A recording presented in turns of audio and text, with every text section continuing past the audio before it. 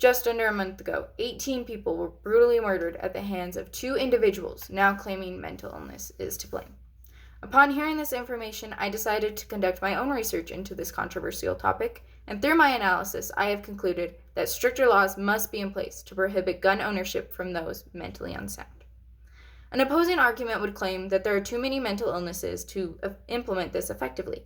However, mental disorders can be classified into 7 different groups, 4 of which can be categorized as a severe disorder. These 4 include substance abuse, trauma-related disorders, psychotic disorders, and some mood disorders.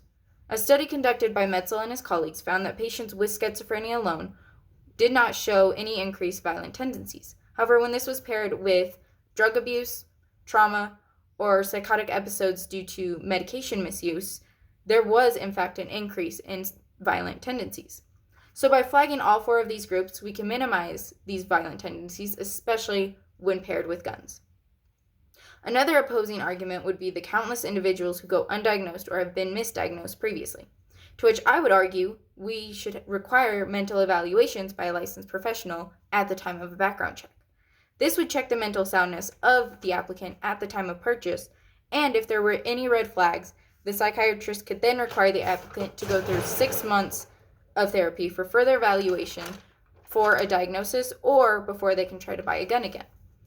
This minimizes any misdiagnosis and may diagnose those previously undiagnosed, and also takes precautions before permanently banning an individual from buying a gun.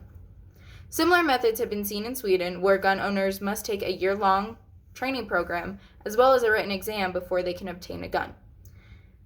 Sweden's gun ownership still remains relatively high, though their deaths by guns is 7 times lower than that seen in the US.